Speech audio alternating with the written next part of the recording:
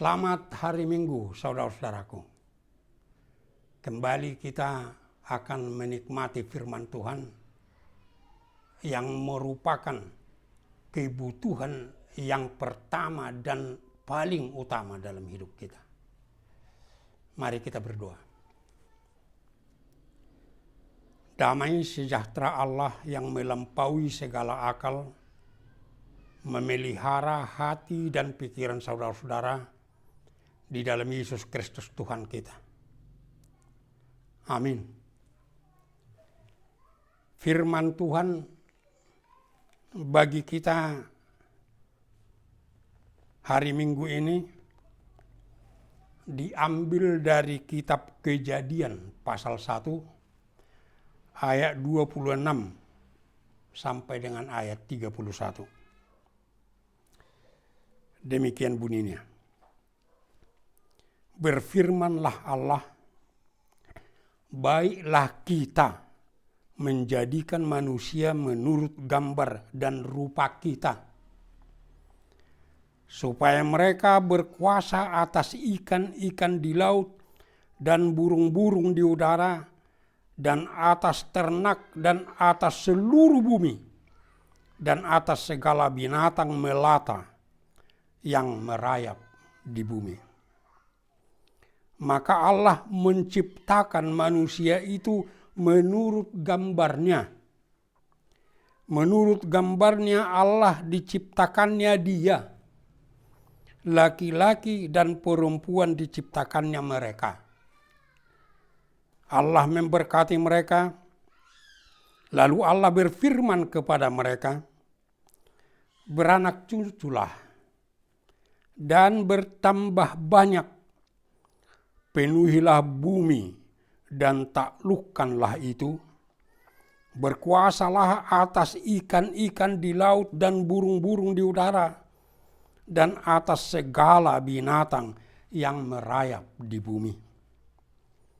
Berfirmanlah Allah, lihatlah, aku memberikan kepadamu segala tumbuh-tumbuhan yang berbiji di seluruh bumi, dan segala pohon-pohonan yang buahnya berbiji, itulah akan menjadi makananmu.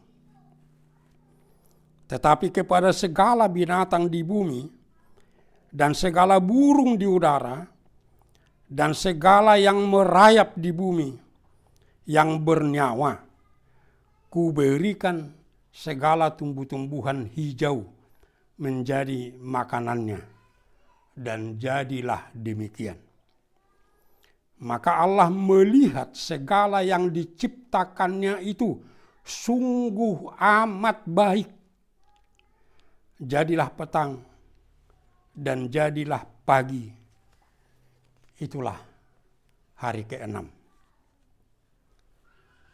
Demikian bunyinya. Isedo manopaho bunga-bunga nauli. Siapakah yang menciptakan kau, hai bunga-bunga yang indah? Begitu bunyi nyanyian kor yang sering dikumandangkan di tengah-tengah gereja kita. Tetapi kenapa harus bertanya kepada bunga? Siapa yang menciptakannya?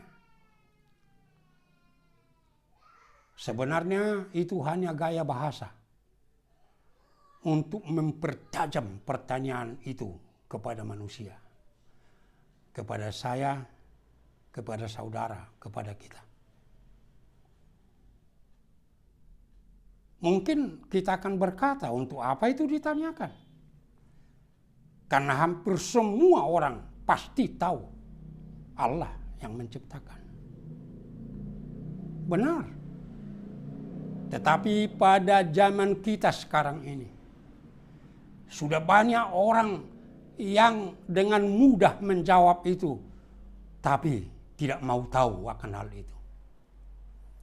Sudah banyak orang yang mudah menjawab itu, tapi tidak peduli lagi akan hal itu. Sehingga banyak yang meninggalkan Tuhan kita. Banyak yang melupakan Tuhan kita. Itu sebabnya firman ini memanggil kita dengan menyerukan kepada kita, jangan pernah lupakan Allah yang menciptakanmu dan Allah yang memeliharamu. Dalam pada itu pertama mau ditekankan kepada kita bahwa Allah yang menciptakan kita itu adalah Allah yang Tritunggal. Kita harus tahu, saudara-saudaraku,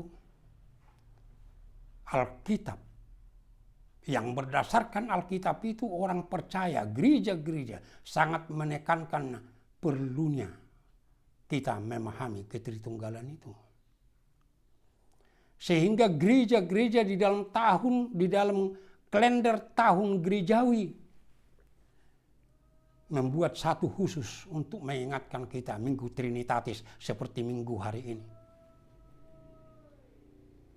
Supaya kita jangan melupakan itu. Dan harus kita ingat setelah Minggu Trinitatis terus itu semua. Minggu Trinitatis dalam bentuk Minggu sesudah Trinitatis hingga Minggu Advent. Namun jangan lupa, Alkitab dan berdasarkan Alkitab, gereja-gereja sangat menekankan bahwa Allah kita itu adalah Allah yang Esa. Untuk itulah kita harus mendengarkan firman ini. Di dalam ayat 26 dikatakan, berfirmanlah Allah, baiklah kita menjadikan manusia menurut gambar dan rupa kita. Jelas kita itu adalah kata ganti orang pertama jamak. Namun ingat saudara-saudaraku, Allah kita itu tidak pernah menggunakan kata ganti orang pertama jamak dalam arti kami untuk menyebut dirinya. Kalau Tuhan itu berbicara dengan siapapun, tidak pernah Tuhan mengatakan kami berfirman, tidak pernah. Aku berfirman. Yang kedua saudara-saudaraku, di dalam seluruh Alkitab tidak pernah digunakan untuk Allah kita itu kata ganti orang kedua jamak. Umpamanya kita mau mengatakan kepada Tuhan kita kalian, nggak bisa. Tapi yang bisa kita katakan adalah engkau Tuhanku. Dan yang ketiga, tidak pernah ada di dalam Alkitab digunakan untuk Allah kita itu orang ketiga jamak. Sehingga kita umpamanya kalau berbicara mengenai Tuhan kita mengatakan mereka. Oh, tidak bisa. Mengapa? Karena Allah kita itu adalah Allah yang Esa.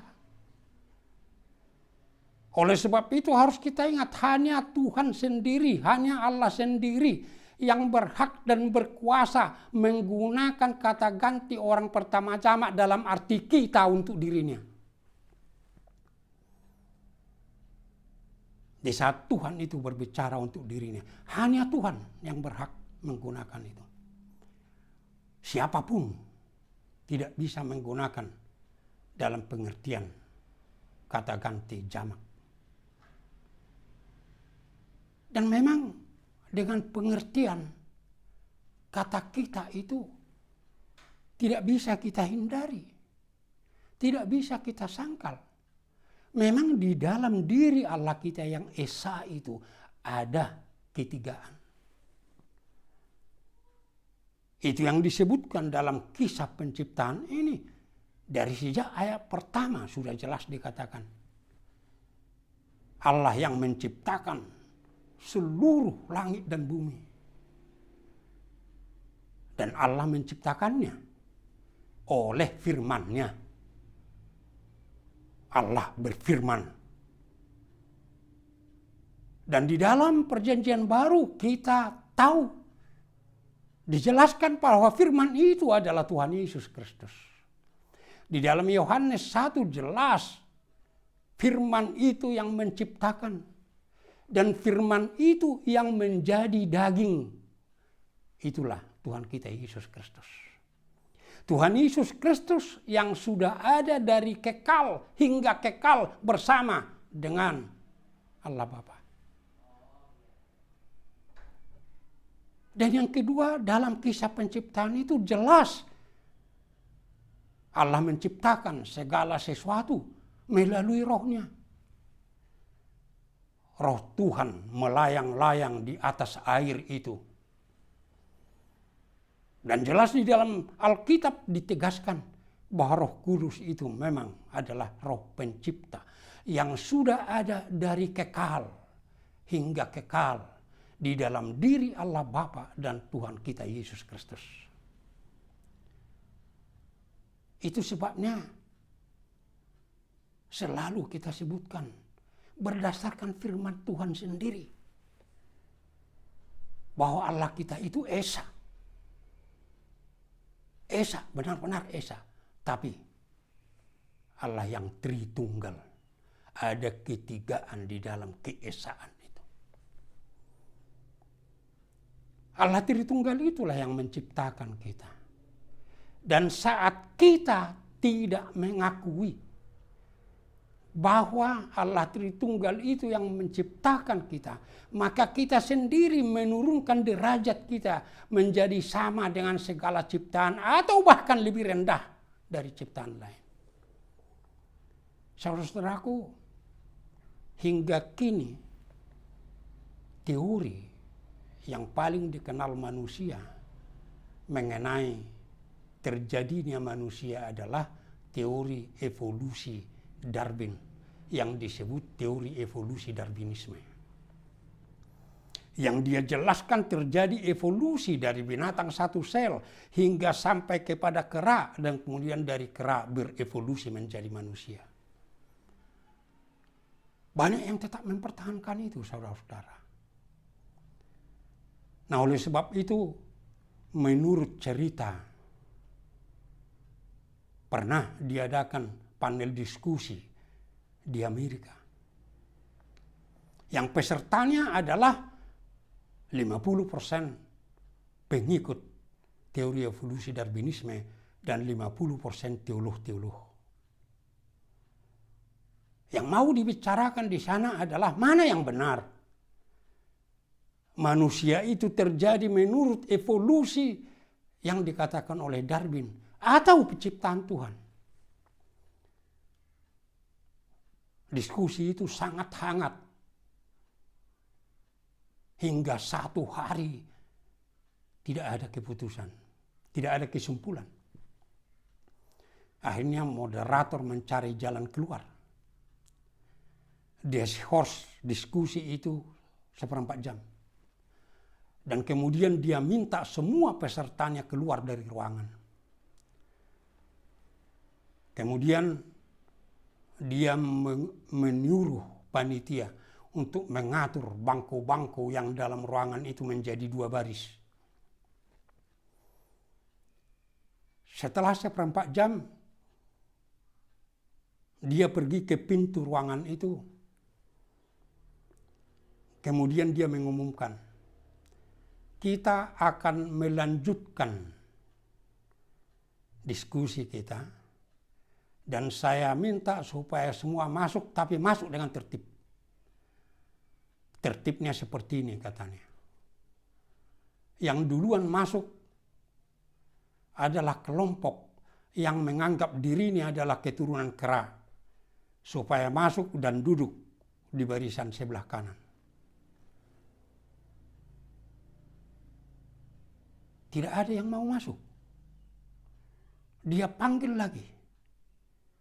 Saudara-saudara yang menganggap dirinya adalah keturunan kera, silakan masuk, nggak ada yang masuk. Kemudian dia umumkan, sekarang masuk peserta yang menganggap dirinya adalah ciptaan Tuhan. Semua masuk dengan tertib. Akhirnya moderator itu cepat-cepat pergi ke depan. Dan dia umumkan dari depan. Saudara-saudara, terserah di baris mana duduk. Karena nyatanya kita semua satu kelompok. Dan setelah semua duduk, dia umumkan kesimpulan dari diskusi kita. Bahwa kita adalah ciptaan Allah. Karena tidak ada satu orang pun yang mau jadi keturunan kera.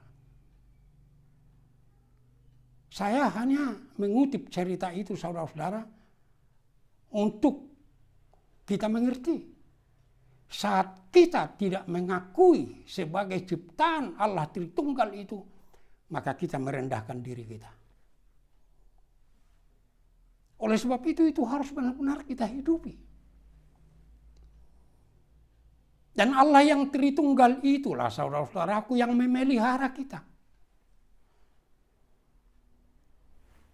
Dikatakan di dalam ayat 31, jadilah petang, jadilah pagi, itulah hari ke-6. Artinya manusia itu diciptakan Tuhan pada hari ke-6. Itu hari terakhir sebelum hari peristirahatannya. Artinya semua sudah diciptakan Tuhan dulu. Dibuat tertib, dibuat tersedia. Baru manusia diciptakan. Karena jelas rencana Tuhan supaya manusia itu bisa hidup dengan baik di dalam dunia yang dia ciptakan. Dan yang kedua di dalam ayat 29 jelas dikatakan, lihatlah aku memberikan kepadamu ini, itulah yang menjadi makananmu.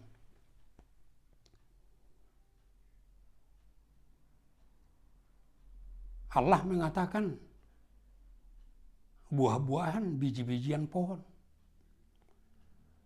Kita harus tahu saudara-saudaraku, pada masa dinubuatkan ini, firman ini, manusia masih hidup di dalam pra-peradaban. Mereka belum memasuki peradaban era 1.0. Belum memasuki peradaban era 1.0. Atau seperti yang dikatakan oleh Alvin Toffler, mereka belum memasuki peradaban gelombang pertama. Ciri pra-peradaban itu adalah manusia itu memanfaatkan apa yang sudah tersedia di dalam alam. Atau kita katakan dari segi Alkitab, manusia itu memanfaatkan apa yang telah disediakan oleh Tuhan di dalam alam itu. Umpamanya, udara, matahari, air, bahkan semua makanan itu. Tuhan mengatakan, aku yang memelihara kamu, aku yang memberikan itu. Walaupun sekarang saudara-saudara, kita memanfaatkan olahan kita, produk-produk industri atau apapun itu namanya. Tetapi Tuhan mengingatkan, Tuhan yang menciptakan itu. Tuhan yang memberikan itu untuk kita. Semua hidup kita ini. Oleh sebab itu bernafas pun kita ingat Tuhan. Makan pun kita ingat Tuhan. Berpakaian pun ingat Tuhan. Apapun harus menjadi mengingat Tuhan. Mengapa? Karena Allah Tritunggal itulah yang memelihara kita. Yang memberikan itu semua untuk kita. Oleh sebab itu kembali. Jangan sampai lupakan. Jangan sampai tinggalkan. Jangan enak-enak memakai pakaian yang indah, memakan pakaian yang enak, menduduki jabatan yang tinggi, tapi dilupakan Allah yang memberikannya. Itu bagian pemeliharaan Tuhan. Yang kedua saudara-saudaraku, ditekankan di dalam firman ini. Bahwa Allah Tritunggal itu menciptakan manusia dengan sempurna. Sempurna. Itu pertama dikatakan setelah semua diciptakan, khususnya manusia diciptakan. Maka di dalam ayat 31 Tuhan mengatakan, Tuhan Allah melihat semuanya sungguh sangat baik. Di dalam setiap bahasa ucapan itu sama. Dalam bahasa Inggris dikatakan very good. Dalam bahasa Batak macai denggan si tutuk. Itu untuk menggambarkan kesempurnaan itu. Kata baik itu sebenarnya berasal dari bahasa Ibrani yang dikatakan top. Kata top itu sebenarnya hanya digunakan untuk menggambarkan sifat Allah yang baik itu. Allah itu baik. Karena hanya Allah yang baik dalam pengertian baik sempurna dan pekerjaan Allah. Itu saja. Coba bayangkan. Sifat yang seperti itu ada di dalam diri manusia. Baik yang sempurna diciptakan oleh Tuhan. Diciptakan oleh Allah. Sempurna. Itu sebabnya dikatakan yang kedua, saudara-saudaraku, manusia itu diciptakan dalam gambar dan rupa Allah. Yang kita sebut imago Dei dan similitudo Dei.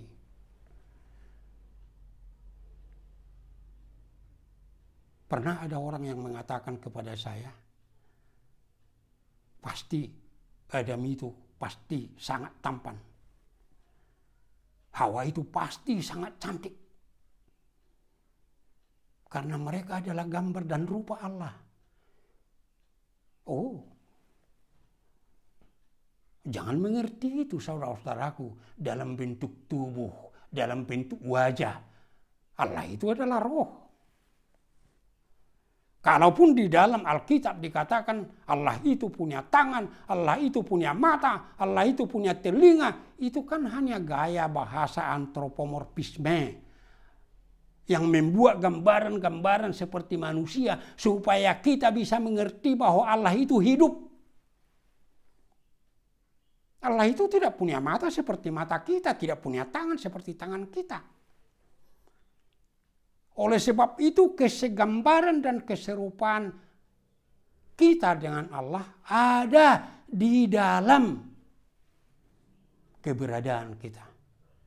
Di dalam eksistensi kita sebagai manusia ciptaan Allah. Di dalam esensi kita sebagai manusia ciptaan Allah. Bukan dalam bentuk tubuh, bentuk wajah. Dan harus kita ingat saudara-saudara. Ada tujuan Tuhan membuat kita segambar dan serupa dengan Allah. Yang pertama, supaya kita bisa melakukan tugas kita yang diembankan Tuhan dari sejak awal kepada manusia itu. Apa itu? Kalau kita hubungkan ayat ini dengan Kejadian 2 ayat 15, maka kita tahu ada 3 tugas yang diberikan oleh Allah kepada manusia ciptaannya. Pertama, kuasai, tundukkan semua ciptaan saya. Berkuasalah dan tundukkan. Itu yang pertama. Yang kedua dikatakan usahakanlah. Usahakan. Dan yang ketiga dikatakan pelihara. Yang 3 itu. Kuasailah, tundukkan. Sebagai manusia ciptaan Allah, kita tidak bisa tunduk kepada apapun di antara ciptaan itu. Kita tidak bisa dikuasai oleh apapun di antara ciptaan itu. Kalau kita menyadari kita adalah manusia yang segambar dan serupa dengan Allah, jangan sampai dikuasai uang. Jangan sampai dikuasai harta. Jangan sampai dikuasai teknologi. Ingat saudara-saudaraku, uang, harta, teknologi itu sangat baik. Dan itu menjadi berkat. Tapi saat kita jadi dikuasai oleh apapun itu, uang itu, kekayaan itu, teknologi itu akan menjadi kutuk di dalam hidup kita. Tapi itu akan menjadi berkat. Setinggi apapun teknologi yang kita kuasai, sebanyak apapun kekayaan kita, sebanyak apapun tabungan atau deposito kita, harus kita yang menguasai. Itulah hakikat kesegambaran dan keserupaan dengan Allah. Yang kedua, usahakan. Walaupun di dalam mengusahakan itu jangan hanya mengusahakan, hanya mengeksploitasi habis-habisan, tetapi harus tetap menjaga supaya ciptaan Tuhan itu bisa diusahakan selama manusia ada di dunia ini dari generasi ke generasi. Jangan pikirkan hanya dirimu. Sehingga bisa kita rusak ciptaan itu, kita rusak hutan, kita rusak laut hanya untuk kebutuhan kita sendiri. Oh, itu salah. Dan yang ketiga dikatakan peliharalah. Pelihara. Biasanya manusia ini sangat menekankan yang nomor 2 itu. Usahakan, eksploitasi. Tapi melupakan memelihara. Pernah di dalam satu pertanyaan web, seseorang menanya kepada saya, yang benar-benar sangat ahli di bidangnya, master di bidang teknik. Dia katakan, Opung, karena selalu dipanggil Opung saya, Opung. Saya pikir tidak lengkap ciptaan Tuhan ini. Mengapa? Saya kasih contoh katanya. Kalau kami membangun satu industri, dari A sampai Z semua sudah kami programkan. Termasuk sampai maintenance. Bagaimana pemeliharaannya. Tetapi di dalam penciptaan Tuhan itu, Tuhan hanya menciptakan. Kenapa Tuhan tidak membuat program pemeliharaan? Saya katakan, yang sesungguhnya Tuhan membuat itu dengan sangat tepat. Di mana Opung tertulis itu? Di Alkitab di mana? Oh, bukan. Tuhan Allah itu tidak membuat suatu program yang mendetail supaya itu dikerjakan oleh manusia. Karena Tuhan tidak mau manusia itu seperti robot. Hanya untuk mengikuti karena dia tidak bisa melakukan apa-apa. Tapi Tuhan itu membuat program maintenance dengan memberi kemampuan dan menugaskan manusia itu pelihara. Bukan program maintenance-nya yang diberikan, tapi kepada manusia itu diberi kemampuan dan tugas memelihara. Saya kasih contoh, saya katakan kepada dia. Kalau Bapak bisa membuat program pembangunan industri yang seperti itu, hingga membuat program maintenance-nya, siapa yang memberi kemampuan kepada saudara sehingga bisa membuat itu? Kan Tuhan. Nah inilah tugas kita. Jangan hanya menguasai, mengusahakan, tapi tidak tahu memelihara. Dan di dalam diri kita diberi Tuhan kemampuan. Jangan sia-siakan kemampuan dan tugas yang diberikan Tuhan. Itu adalah bentuk kesempurnaan dari kemanusiaan kita dalam ciptaan Tuhan.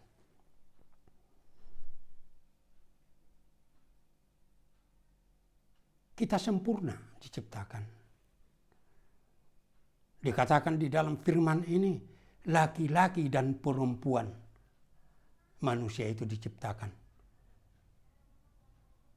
Itu termasuk kesempurnaan kemanusiaan kita.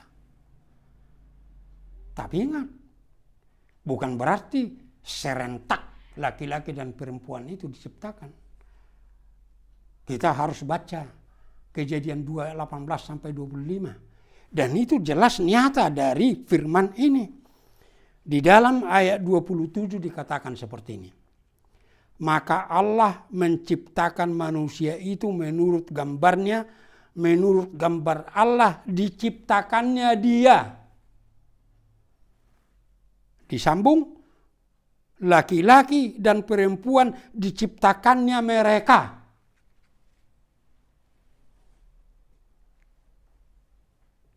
Diciptakannya dia.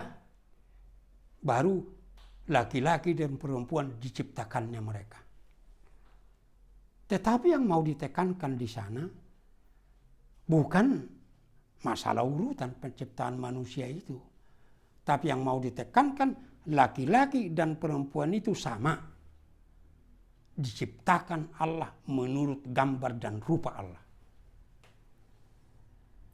Ini harus kita mengerti. Dan harus kita mengerti untuk apa. Itu juga supaya benar-benar mereka mampu memelihara kekudusan yang diberikan oleh Allah. Jangan lupa saudara-saudaraku, kehidupan suami istri hanya diberikan Tuhan kepada manusia. Dan kalau manusia tidak bisa menjaga kekudusannya sebagai ciptaan Allah di dalam kekudusan rumah tangganya, dia menurunkan derajatnya sama dengan hewan itu. Itu harus kita tunjukkan. Dan sebagai manusia yang diciptakan Allah secara sempurna, harus bisa hidup dalam rumah tangga yang menguasai semua anak-anak cucunya dan membawa tetap taat kepada Tuhan. Sehingga seperti yang dikatakan Yosua dalam Yosua 24 ayat 15. Kalau aku dan seisi rumahku akan beribadah kepada Tuhan, tidak akan melupakan Tuhan. Inilah kesempurnaan. Tetapi saudara-saudaraku, kesempurnaan hidup kita sebagai manusia, kita rusak sendiri.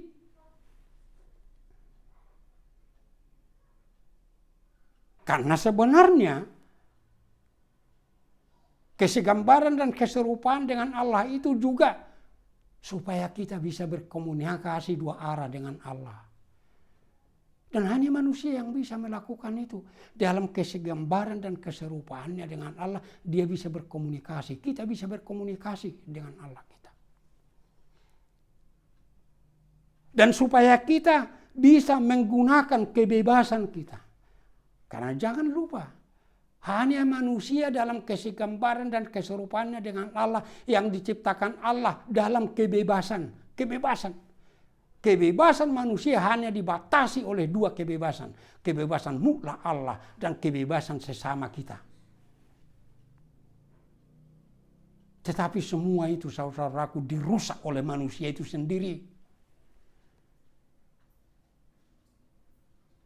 Karena manusia menyalahgunakan kebebasannya. Tuhan memberi kebebasan kepada manusia mengikut Tuhan atau melawan Tuhan.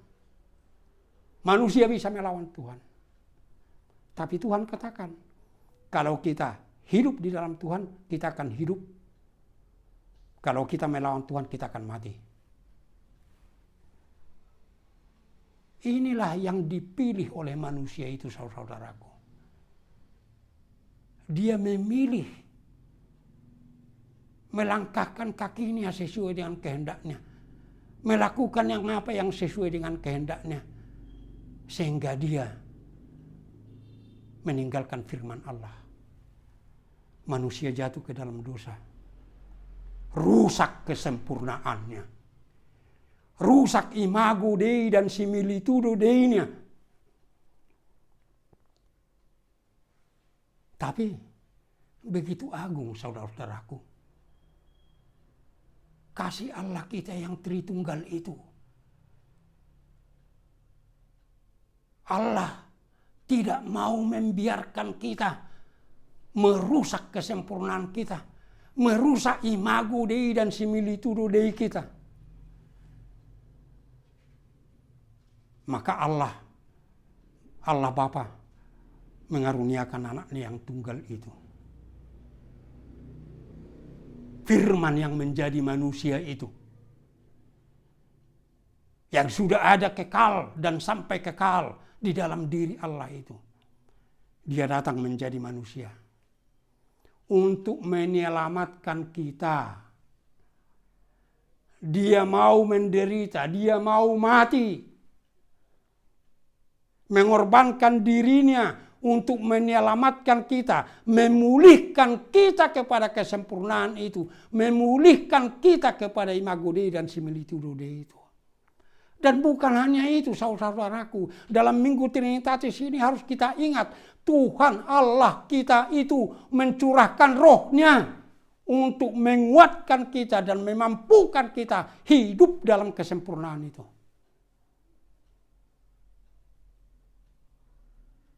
Itulah perbuatan Allah yang maha besar itu. Di dalam Yesus Kristus dan di dalam Roh Kudus. Sehingga kita bisa melakukan apa yang dikatakan Efesus 4 ayat 24. Mengenakan manusia baru yang diciptakan menurut kehendak Allah dalam kebenaran dan kekudusan. Sehingga di dalam Yesus Kristus oleh penguatan Roh Kudus kita bisa mengenakan kembali imago Dei dan similitudo Dei itu. Kesegambaran dan keserupaan kita dengan Allah itu. Dan inilah sebenarnya yang harus menjadi hidup semua orang percaya. Jangan mau hidup dalam imago Dei dan similitudo Dei yang rusak. Inilah yang dilakukan Tuhan Yesus dengan bilur-bilurnya. Kalau dikatakan di dalam Yesaya 53 ayat 5, oleh karena bilur-bilurnya kita sembuh. Bilur-bilur Yesus bukan mau menyembuhkan sakit mah, sakit kanker, membuka mata orang buta, bukan. Bilur-bilur Yesus menyembuhkan kita, memulihkan kita kepada imago Dei dan similitudo Dei. Roh Kudus memulihkan kita dan menumbuhkan kita dalam imago Dei similitudo Dei, sehingga kita bertumbuh dan berkembang sebagai anak-anak Tuhan. Dan inilah saudara-saudaraku yang perlu kita imani pada saat kita menghadapi pandemi virus corona ini. Ingat, Allah yang menciptakan kita, Allah yang menyelamatkan kita, Allah yang memulihkan kita, dan Allah itu sendirilah yang berkuasa menyelamatkan kita dan memulihkan kita dari bencana pandemi virus corona ini. Sudah berulang kali saya khotbahkan. Tidak ada kuasa kita. Oleh sebab ini memanggil kita, semua orang percaya ini, benar-benar hidup dalam keselamatan itu, dalam pemulihan itu. Hidup dalam imago Dei dan similitudo Dei. Yang benar-benar hidup di dalam Allah Tritunggal itu. Yang benar-benar setia kepada Dia. Yang benar-benar bertumbuh di dalam Dia. Itulah orang percaya. Amin. Kita berdoa. Terima kasih Bapa atas firman-Mu. Tumbuhkanlah itu dalam hidup kami. Supaya kami benar-benar mengimani keagungan dan kebesaran-Mu sebagai Allah Tritunggal. Untuk mengagungkan dan kebesaran-Mu ya Allah Bapa, ya Yesus Kristus Tuhan kami, ya Roh Kudus yang penuntun kami dan menguatkan kami. Demikian juga saat kami menghadapi bencana seperti yang kami hadapi sekarang ini. Supaya semua orang percaya Tuhan kembali kepada esensinya sebagai manusia yang segambar dan serupa dengan Engkau. Oleh penyelamatan Yesus Kristus dan oleh kekuatan Roh Kudus. Supaya kami semua berseru kepadamu Tuhan. Memohon keampunan dosa kami. Dan berjanji akan senantiasa setia kepadamu. Dan sama-sama memohon, selamatkan kami dari bencana ini. Pulihkan kami Tuhan.